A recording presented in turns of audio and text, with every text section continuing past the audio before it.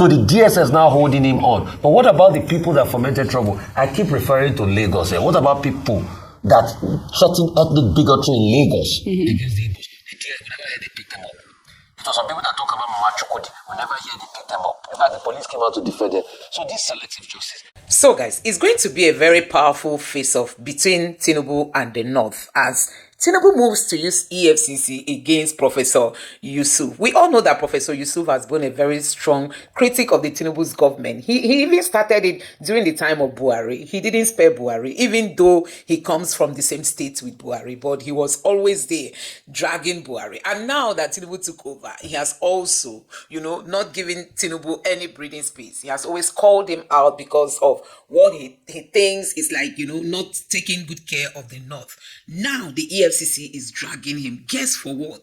For something that happened years back. And people are saying this is just political witch hunt because this man has been so vocal.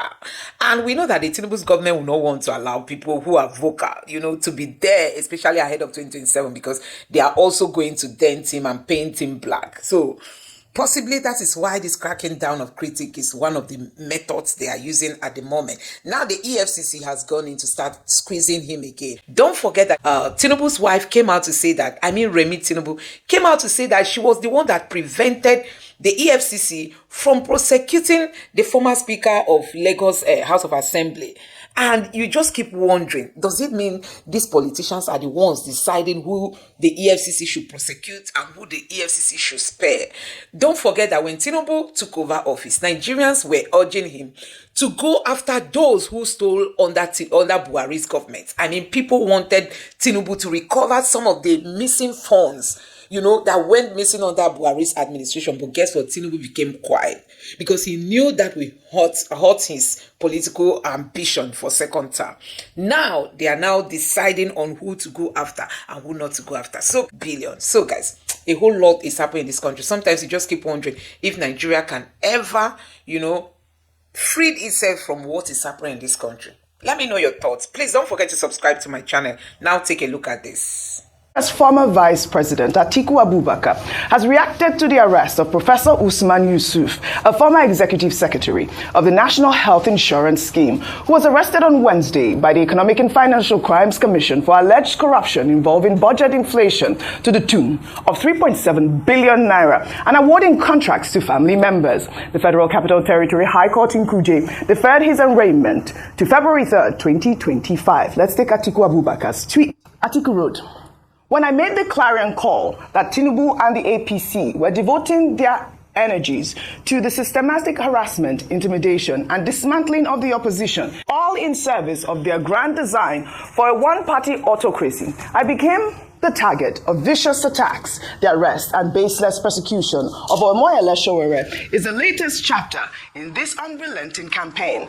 Now they have seen fit to add Professor Usman Yusuf, an outspoken critic of this administration, into their grim roster. At the pace they are going, it seems they may soon find themselves contending with the incarceration of every one of us." And that is the actual rhetoric fight online. I'll take a comment following Atiku Abubakar's tweet. Sanusi wrote, "The arrest of Professor Usman Yusuf, a staunch critic of Tinubu, may be viewed as a political witch hunt to silence dissent. Also, recent arrests of figures like Shehu Mahdi, Dele Farotimi, and Omoyele Sowore for government criticism raise concerns about a shrinking democratic space in Nigeria." Thought it was important to highlight that. No, it does raise a lot of concerns, and it's quite very shocking. We don't even know why he was picked up in the front of his family. For what reason, we don't know. I know prior to this time there was a battle. Usman. Yeah, Usman. Talking about Usman. Yeah. Prior to this time, some media I saw online was trying to, as much as possible, to make allusion to the fact that that matter has not been brought against. So why is arrest at this point in time? Also, the case of Mahdi Shehu, they said because he posted a video that is not true. As the police, and I repeat, as security agencies not said or posted things that are untrue in this country? That's the question a lot of people are asking. This high-handedness, because they posted videos that were not true when we were talking about friends trying to set up a base here. In this day and age, yes, you're supposed to verify, but there are people too that post things that it's not, that they've checked up and it's been shown not to be corresponding to what is happening at that point in time. Yes. So the DSS is now holding him on. But what about the people that fomented trouble? I keep referring to Lagos. What about people that threaten ethnic bigotry in Lagos against the Igbos? The DSS, we never heard they pick them up. It was some people that talk about Mama Chukudi. We never hear they pick them up. In fact, the police came out to defend them. So this selective justice. And for what Showore is saying, he's making a very valid point. You are saying you should have shorty. My Palm said government official level 16, level 17 with about 100 million. So that's an invitation to corruption in a country where you pay 70,000 minimum wage. Correct. So what is going on here? And concerning also the points of the IG, I think what I'm just saying is, I'm not saying they've not put in the law, they've not fashioned the law in such a way that he can use full tenure of 4 years. But there are also civil service laws that a lot of people expect that once you push up the ladder, other people will come after you.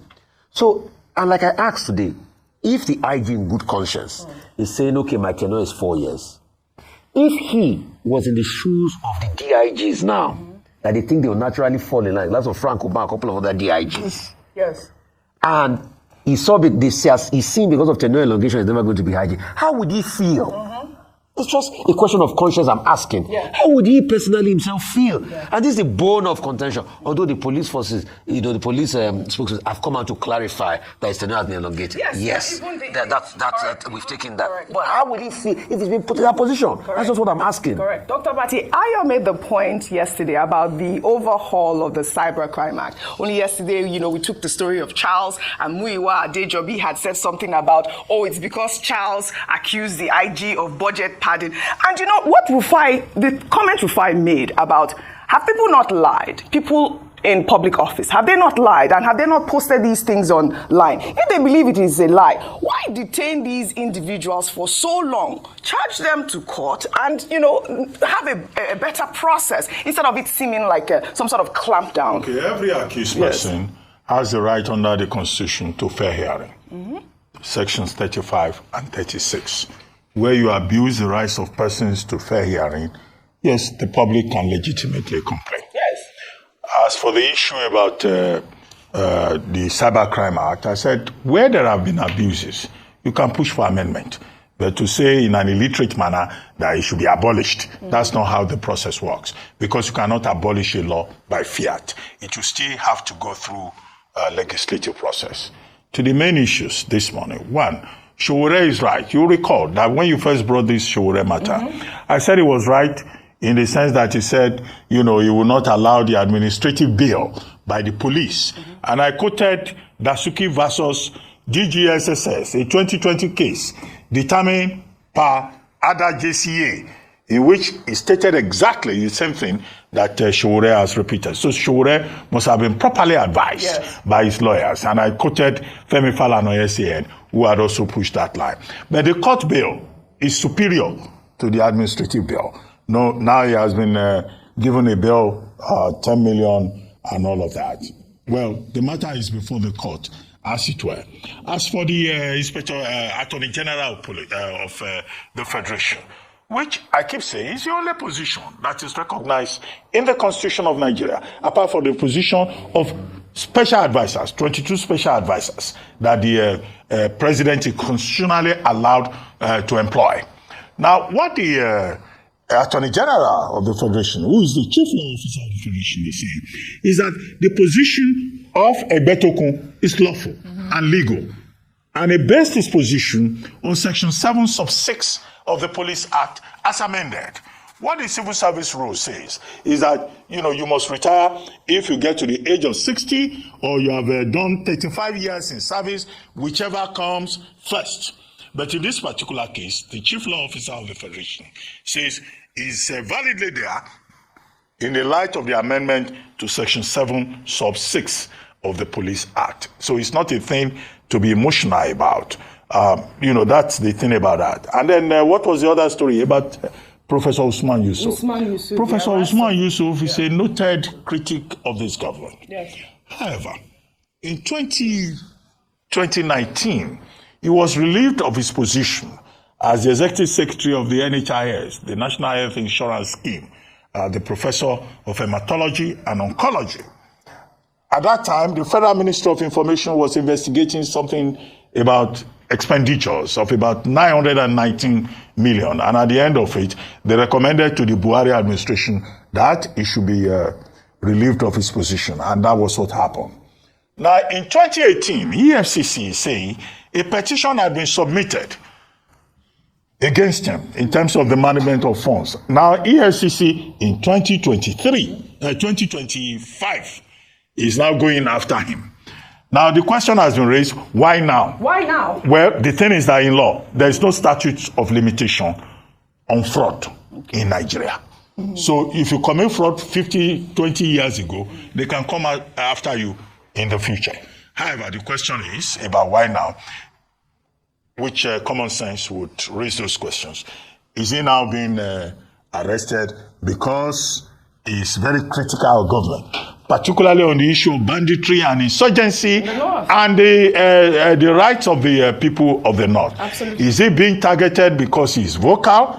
But as to the legality of the process, you know, the EFCC has made it very clear that he'll be arraigned on February 3. What are they accusing him of? Abuse of process, violation of contracts, 4 billion naira that they want explained. You know, we can only insist again, as in the case of Showore, that his rights must be respected. Mm-hmm. Fair hearing must be respected. And if he's taken to court, all his rights must be respected. He must be given the opportunity to defend himself. Right. As for Atiku Abubakar, saying this is persecution, harassment of Showore and Professor Yusuf, what do you expect the Waziri Adamawa to say? He has to worry more also about the implosion within the PDP. Party. All right. Because the party is imploding, right. And some people say Waziri Adamawa is part of the problem. So right. Instead of criticizing the outsider, yeah, he should lead the process of removing the log in the eyes of the PDP. All right. Well said, Dr. Abati. Remove the log in your eye before you go and touch the speck in others. Well, all right. We'll take another story now. More videos have emerged from the meeting tax symposium on strengthening democracy in Nigeria, which had in attendance several Nigerian stakeholders, including Atiku Abubakar and El Rufai. Well, in this video, Rotimi Amechi, a former transport minister, criticized political power struggles, accusing leaders, including President Bola Ahmed Tinubu, of using unethical tactics to stay in power. Atiku Abubakar, in response, echoed Amechi's comments by sharing a personal experience on the dynamics of crowd mobilization. Let's take a look. Nobody has power and will give it to you. Nobody, not even me. Yes, you do. If you want a person as president, can get one. The politician is there in Nigeria to steal, to maim, to kill, to remain in power. If you think Tinubu will give it to you, you are wasting your time. So when we speak, we forget history. And the final example is when we are pursuing, the APC was registered, and I was scared that they may rig us out. So I got the message to agree that we carry out a demonstration. They agreed that we carry out a demonstration. We assembled at, where is that parade ground? Eagle Square. We released some money to go and bring women and all that. See the women gathered. Guess what they are wearing? Jonathan for president. God bless you. That is borrowed from Rivers. Because when Odili was in office as a governor, we went on a rally. The entire stadium was filled to capacity. But before we could finish the rally, everybody had left. We were left alone. Then I asked what happened. He said they were paid for only 2 hours. Rufai, I want to use your word, Nigeria, cruise. I mean, this is the political system. Femi, I'd like your comment, but let me take these tweets first. This is from Ekuv, who wrote TV Amechi's frustration may resonate with many, but we must remember that he, like others, has been part of the very system that has kept Nigerians in this struggle. When he claims politicians are there to steal, kill, and destroy, he's describing a system he himself was deeply entrenched in. During his tenure, what did he actually do for the people of Nigeria and his state? What real progress was made under his leadership? If he truly believes in change, why didn't he deliver it when he had the power to do so? Another Twitter user, High Chief, wrote, Rotimi Amechi has been consistent about Nigerians being too afraid to have a face-off with our politicians. He has always said that the day we all rise, that's the day we'll get our country back. And I guess this person went further to talk about how we missed our chances in this country.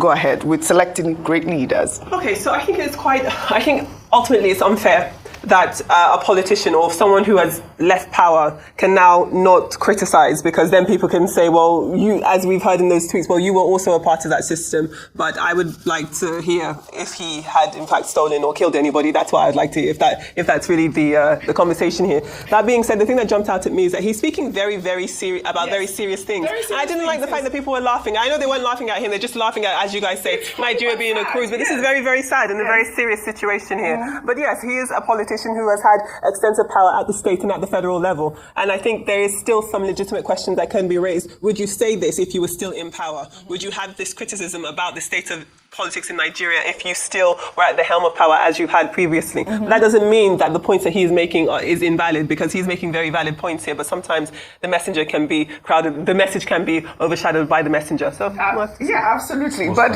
before I come to both of you, I'd like to tie in this other story so you all can comment on it. Well, in the same vein, a former governor of Osun State, BC Akande, has claimed that the 2022 NSAS protests were orchestrated by obedience to prevent President Bola Ahmed Tinubu from becoming president. Akande alleged that the movement was not genuinely about ending police brutality, but was a strategic political play to thwart Tinubu's political career. Let's take a look. NSAS was designed to be the end of Tinubu. Can you expatiate? Those behind the NSAS knew that's what they were doing. Who were those behind it? The obedience. Were behind the NSAS? Yes, it was manufactured from America. And so brought him just to stop him. But who are the obedience? I said the obedience. So who are the obedience? So who are the obedience? The obedience came from America to do the NSAS, and later became a movement to form a party, and they couldn't form a party and join whichever party. I thought obedience was tied to Peter Obi. Maybe Obi's party, I don't know. Maybe Obi's movement, I don't know. But the obedience were behind the NSAS. The obedience are behind the NSAS. The NSAS movement. I think you said NSAS. If you were listening properly. Dr. Martin, let me just give you the floor here. Can you respond to some of these comments that will come to you? Chief BC Akande, former APC chairman, former governor of Osun State, now alleging that it's the obedient movement that was behind the NSAS. Well, when you allege, you prove. You must prove. That's the principle. But in that interview, the journalist interviewing him, his name is Edmond Obilo.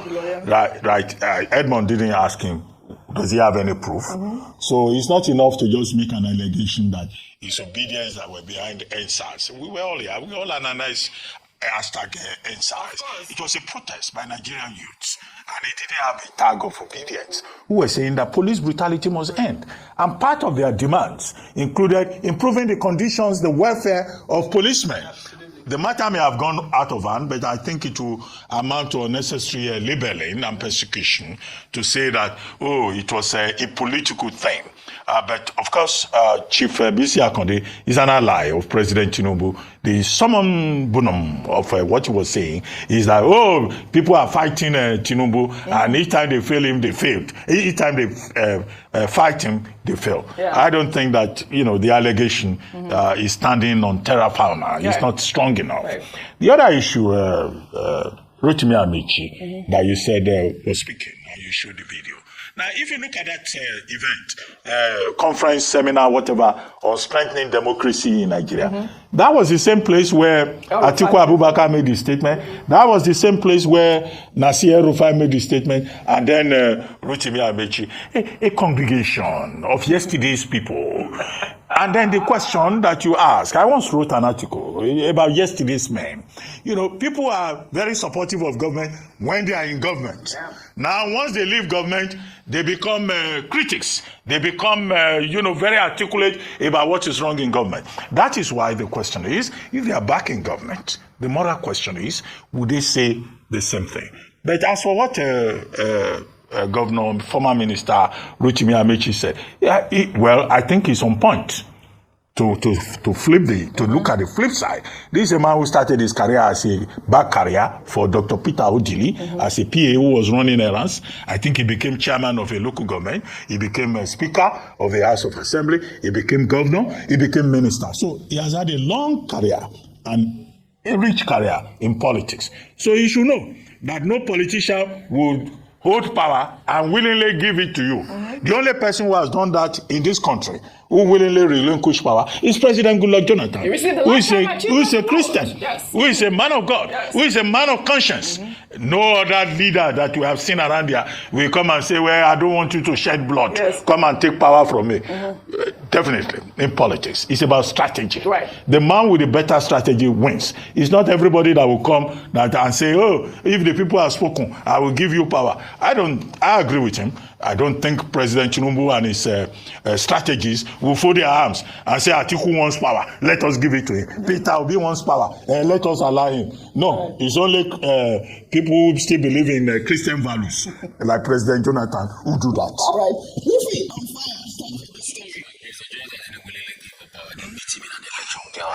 They beat him. They beat him in an election. So let's not say, what did he really give up? He didn't try. Didn't the PDP try to suppress opposition through that time? Because we don't want to tell all the stories here, Dr. Abati. I beg, let's just leave that one. Table shaker. Yeah, I will shake the table, you know me. He was beaten. He tried everything. He didn't work. But he didn't rig the election. Okay, the vote he got from God. Should we start, Dr. Abati? Please, don't shake this table. Let's shake it. You know me. for the shake table. So real quickly. Let me saving her. Really quickly, as we're saying, as regards what Amechi said, like you said rightly, Dr. Abati, the truth is all politicians play this trick. Yes. It's all a trick. Yes. Current President Tinubu, sometimes if I want to enjoy myself in the afternoon and I'm less busy, I go and read President Tinubu's old tweets. You will see the way he was talking there. This government is bad. They can't fix security. It's the work of the commander-in-chief to fix security. Today, President Tinubu can't do all the things he said in his tweets. So, Mr. Amechi is saying all of this because he's no longer in power. You see, he's always sweet when they are not in power. Just like Mr. Rufai was saying yesterday. But when they are in power, it's a different building entirely. But I think the part that I always lose here is the part of what is in it for Nigerians. We feel that politicians cannot completely do the bidding of Nigerians except we have a strong citizenship class that forces them to be accountable, which the media, civil society, and other parameters must rise up and do their work. So we must call on the people to do what is right. Yes. Secondly, as regards Baba Konde knows what he's doing, with due respect. What he's doing is called revisionism. And it's a deliberate attempt to gaslight people. Since the day NSAS happened, we've had many people that are deliberately gaslighting people to change the story of NSAS. You remember how some people said from nobody died to one person died, to we hearing stories of mass burial, to them telling us that no, that mass burial is not from a Lekki toll gate, it's from other parts of Lagos when it happened. So there's been a constant attempt, and that's why we must stick to the truth. He also said many things, Oji. He said, with due respect, he said, all of you that are crying that having power in Nigeria is because you are lazy. That's what he said. With due respect, Baba Konde, that's not true. The economy is bad. People are suffering.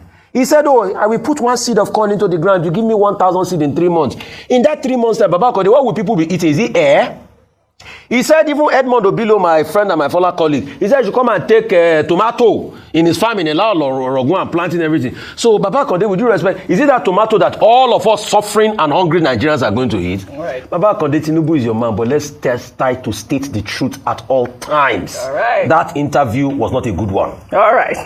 You should always speak truth to power here on this table. Let's head over to Kenya now, where the country's former president, Uhuru Kenyatta, has urged African leaders to stop lamenting over President Donald Trump's decision to freeze foreign aid, calling it a wake-up call for self-reliance. Let's take a look. I saw some people the other day crying, oh, I don't know, Trump has removed money. He said he's not giving us any more money. Watu wanalia. Why are you crying? It's not your government, it's not your country.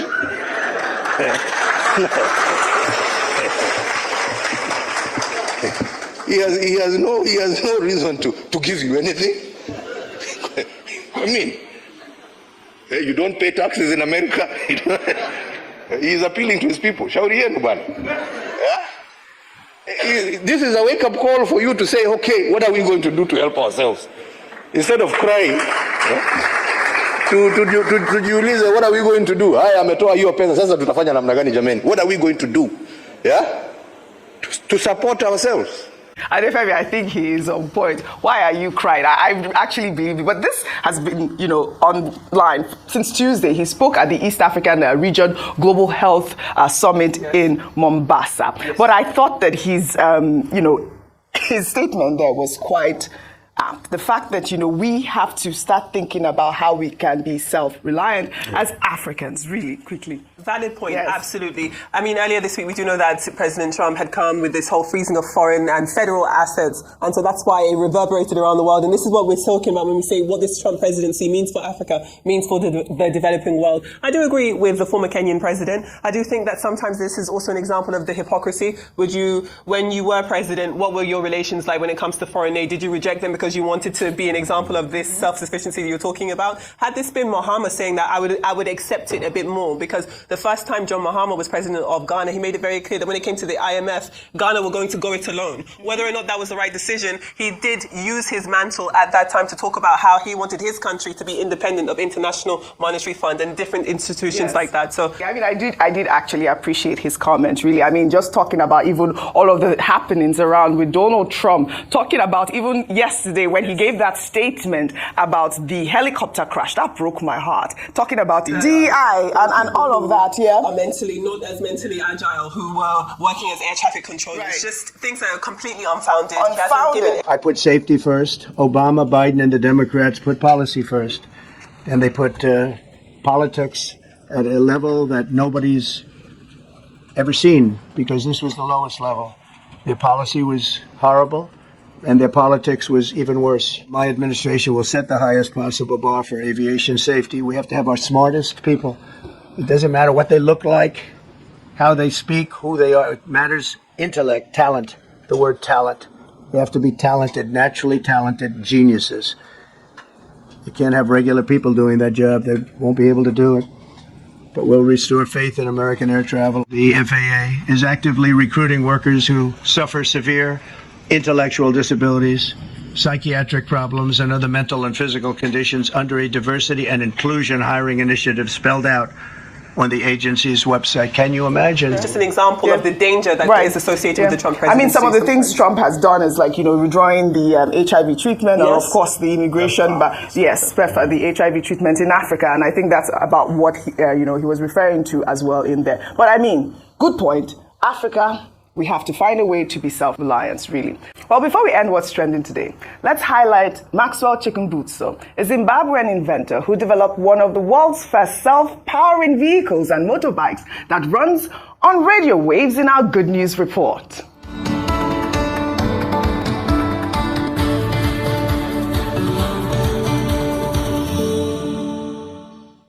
A 44-year-old Maxwell Chikumbutso is the founder of Safe Technologies and has had a spell of groundbreaking innovations despite facing challenges in securing support for his work in Zimbabwe. Chikumbutso has continued to push technological boundaries, gaining international attention for his inventions and renewable energy and wireless power solutions while during a courtesy visit to President Emerson Mnangagwa on Tuesday.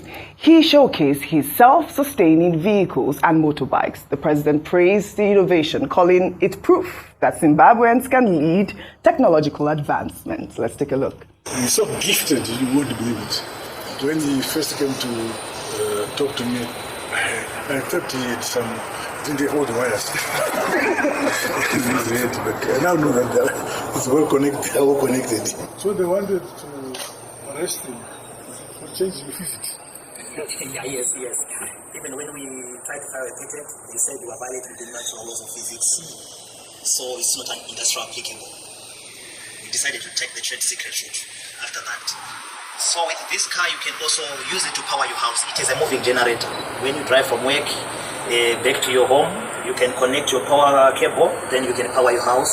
It gives you 15 kilowatts power to power your house. Brilliant, brilliant young man. I think this is such a great innovation. I was reading comments online. People were saying, please, guys, hide this man from those oil moguls because they might, want to eliminate him because of his genius. But, the president has said that he's going to empower him. And I think that, like I said, Africa is at the frontier, as always. Well, all right. I'd love to thank you all for your great analysis, as always, on What's Trending. Well, that's all I have for you guys on What's Trending today. I'll see you all tomorrow.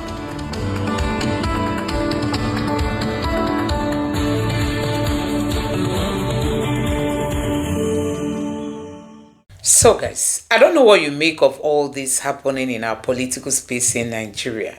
When people grab power, they use it for their personal interests, not for the interests of Nigerians. We are just waiting for the time when Nigeria will be able to get patriotic leaders who are there for Nigerians, not for themselves. Because what is happening now is all about personal interest. So you can imagine if somebody criticizes you, the next instrument you have is using the security agents to get the person, arrested, or using the corruption fighting agencies, to go after the person, even if the case has been long that it happened. That's what we are seeing under this administration, and that is why people are lamenting. Ahead of 2027, you're already arresting people who you think are your strong critic. How do you want Nigeria to survive as a democratical, inclined nation? How do you want people to see us? I'm just wondering if this government even think before they take some of the actions, because some of these things they are doing, they don't even know that they are just painting themselves. They are proving that they are so incapacitated, they are so weak, they are confused, they don't know what next to do. That's just what we are seeing. So guys, let me know what you think about this in the comment section below. Please don't forget to subscribe to the channel, turn on the notification bell. Please give this video a like so that YouTube can recommend it to others, and drop your thoughts in the comment section below. Thank you. They are now deciding on who to go after and who not to go after. So guys, it is really, really so bad if we are using the EFCC for political gains. I mean, had it been the EFCC just decided to prosecute this man, yes, nobody is in support of evil or corruption. Prosecute those that needs to be prosecuted. But if you are going after people because they are, strong critics of the government of the day, that is the wrong thing, So guys, I'm just going to allow you to take a look at how Ojope and crew meet, analyze this. But don't forget that this article confirms that Tinubu's wife said she stopped the EFCC from arresting Obaza over multi-billion naira fraud in Lagos. Multi-billion,